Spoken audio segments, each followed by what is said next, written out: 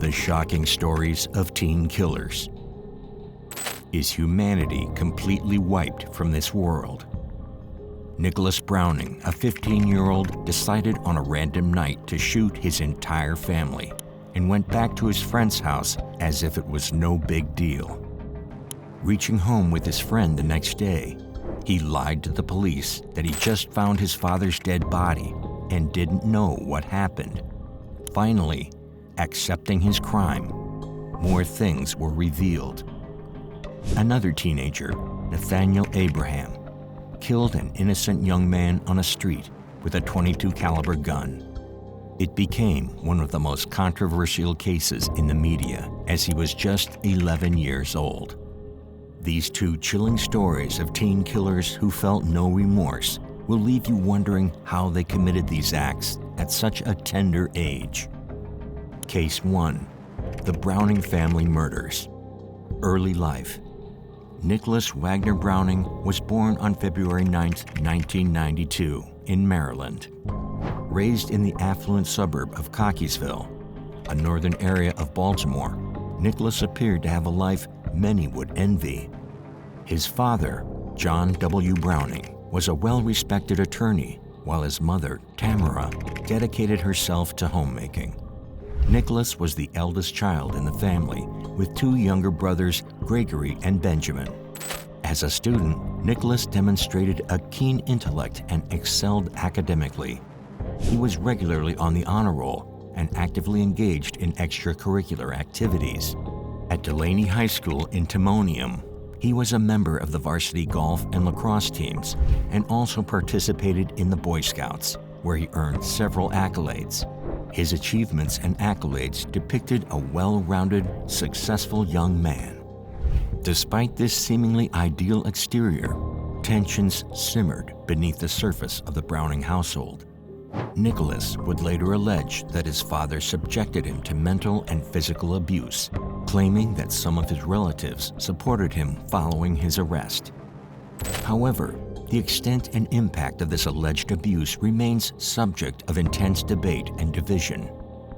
The narrative of a high-achieving student and Boy Scout stood in stark contrast to the horrifying events that would later unfold. Nicholas's childhood and early life appeared to be picture-perfect on the outside, but there were significant issues within the family that set the stage for the tragic events that would follow. John Browning was known to be a strict disciplinarian, creating a tense environment at home. The pressure to meet high academic and personal expectations may have contributed to underlying emotional and psychological stress for Nicholas. While excelling in various areas of his life, he harbored feelings of resentment and anger that would later manifest in a most violent manner. Unimaginable crime. On the night of February 1, 2008, just a week before Nicholas's 16th birthday, he went to a friend's house for a sleepover. However, he left his friend's house during the night and returned home. Once inside, he retrieved a gun owned by his father and proceeded to commit a series of brutal murders. He shot his parents, John and Tamara, and his younger brothers, Gregory and Benjamin, while they slept, killing them all in cold blood. The details of that night are chilling. After ensuring his family members were dead, Nicholas returned to his friend's house and continued his night watching movies and playing games as if nothing had happened. This act of calculated deceit added another layer of horror to the already shocking crime. The next day, he and his friend went to the mall, and after shopping, he returned to his house. It was afternoon when he got inside his house while his friend waited outside. He came back and told his friend that he had found his father's dead body. Police investigation and criminal confession. Police reached the spot at around 5 o'clock in the evening and started their investigation. They found no clues of a break-in or missing items in the house. Everything seemed normal, as even the doors and windows were intact. It hinted that an insider was involved in murdering them. as only Nicholas was left of his family. The police were quick to suspect him. On the following Sunday, Nicholas accepted his brutal crime in the court. Reason for Nick's crime. The prosecution argued that Nicholas's motive for the murders was rooted in a desire for freedom from his parents' control and a larger share of the family inheritance. They painted a picture of John Browning as a strict disciplinarian who frequently clashed with his son. Nicholas claimed that his father's constant demands and controlling nature had pushed him to the breaking point. There were two reasons why he had killed his brothers. He didn't want to leave any witnesses who could testify against him, and no one would be able to get his father's inheritance except him. These claims elicited mixed reactions. While some relatives supported Nicholas's allegations of abuse, others viewed the actions as those of a cold, calculating individual who murdered his family for personal gain. The court proceedings unveiled various facets of Nicholas's life, including testimonies from family members, psychological evaluations, and his own confessions, creating a complex picture of his motivations and mental state. During the trial, prosecutors and defense attorneys presented starkly different narratives. Prosecutors argued that Nicholas was motivated by greed and a desire for independence. They contended that he saw the murders as a way to free himself from his father's strict rules and gain access to his family's wealth. To bolster their argument, they pointed to Nicholas's behavior after the murders, returning to his friend's house, acting normal, and showing no immediate signs of remorse. The defense, on the other hand, portrayed Nicholas as a troubled youth, driven to an unimaginable act by years of abuse and emotional turmoil. They argued that his father's strict and sometimes abusive parenting style created a toxic environment that ultimately led to the tragedy. Some family members and friends corroborated stories of John Browning's harsh discipline and high expectations, painting a picture of a household filled with pressure and tension. Nicholas's psychological evaluations also played a significant role in the trial. Experts testified about his mental state, suggesting that he may have been suffering from severe emotional distress and possibly undiagnosed mental health issues. These evaluations aimed to provide context to his actions, highlighting the impact of his home environment on his psyche. Imprisonment. In January 2009, Nicholas Browning reached a plea agreement with prosecutors, pleading guilty to 4 counts of first-degree murder. He was sentenced to 4 life terms in prison, serving 2 terms consecutively. This sentencing meant he would not be eligible for parole until 2031, after serving at least 23 years with good behavior.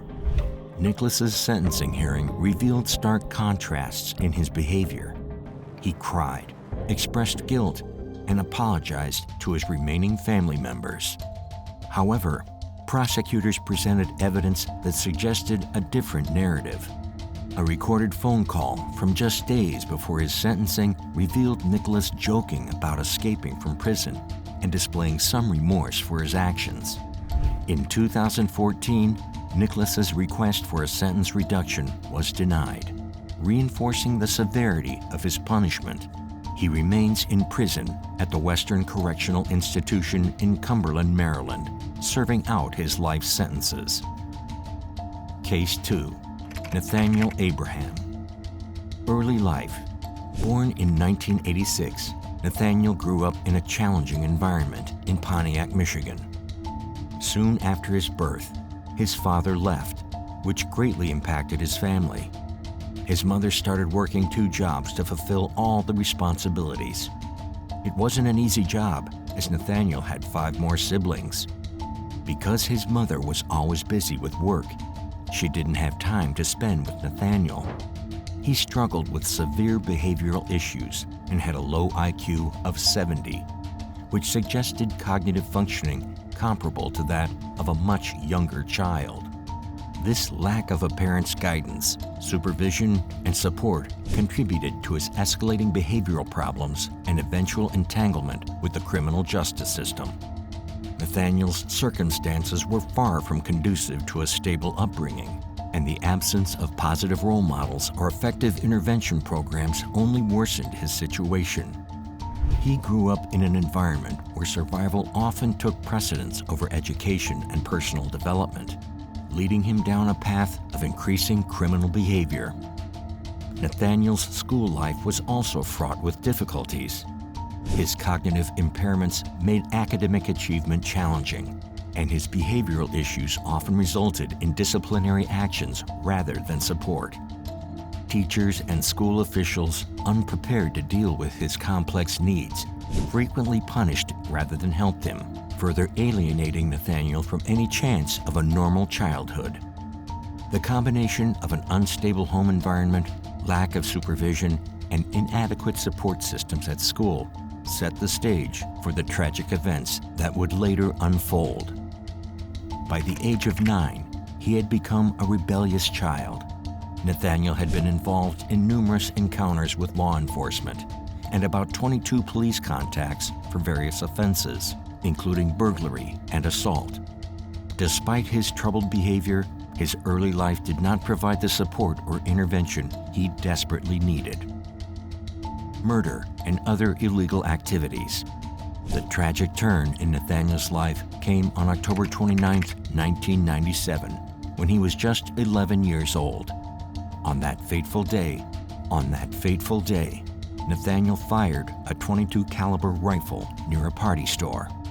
Tragically, an 18-year-old man named Ronnie Green, who was standing outside the store, was hit by a stray bullet that struck him in the head. After fighting for his life for around 24 hours in the hospital, he died the next day. Nathaniel later admitted to firing the rifle, but maintained that he was shooting at trees and did not intend to hit anyone.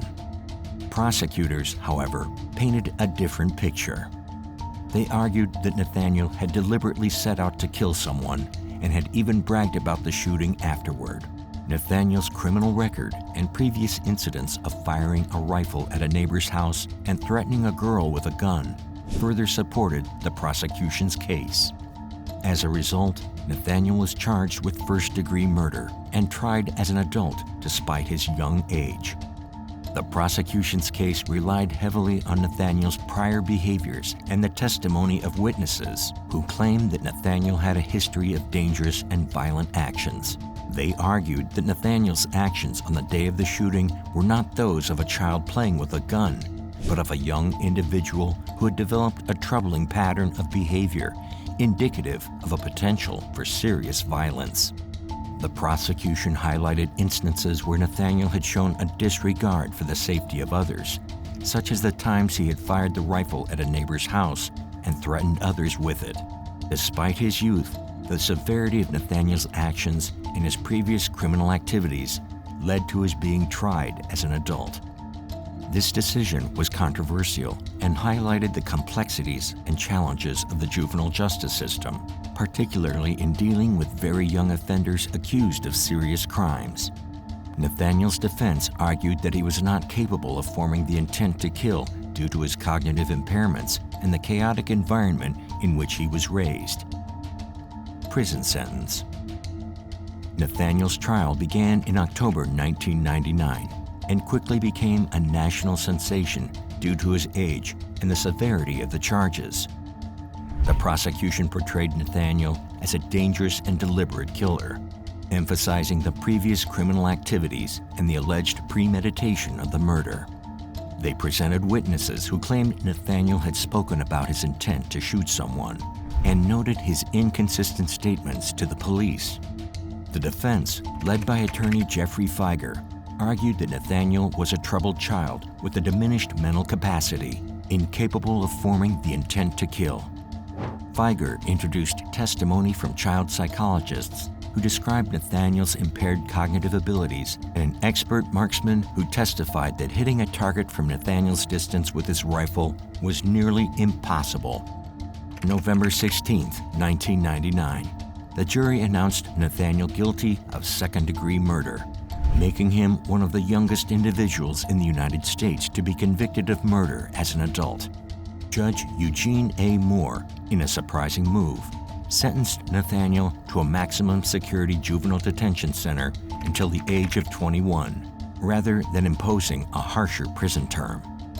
This lenient sentence reflected Judge Moore's criticism of Michigan's harsh juvenile justice laws and his belief in the potential for Nathaniel's rehabilitation. The trial's outcome and Nathaniel's subsequent sentencing sparked a widespread controversy and debate. Supporters of the decision argued that the juvenile justice system was better equipped to rehabilitate young offenders. At the same time, critics believed that Nathaniel's sentence was too lenient given the severity of his crime. The case highlighted the broader issue of trying juveniles as adults and the effectiveness of harsh punitive measures versus rehabilitative approaches. Nathaniel's release in 2007 marked the end of his initial prison sentence, but unfortunately, his troubles with the law did not end there. In 2008, Nathaniel was arrested for drug possession and sentenced to additional prison time. Despite his release, he struggled to escape the cycle of crime that had plagued his early life. Then, in 2024, Nathaniel, now 33, was caught selling drugs to an undercover police officer, to which he was again sentenced to 6 to 40 years in prison. Even after spending so much time in prison, he is still involved in crimes. It shows that a criminal like Nathaniel cannot leave its nature and will remain the same until he truly tries to change himself. Outro. These two tales were enough to tell that darkness and evilness can also be rooted at a tender age. These teenage killers didn't spare a thought while committing such crimes. Make sure to remember the victims of both cases in your thoughts. Thanks for watching. Don't forget to hit like and subscribe for more videos. Until next time.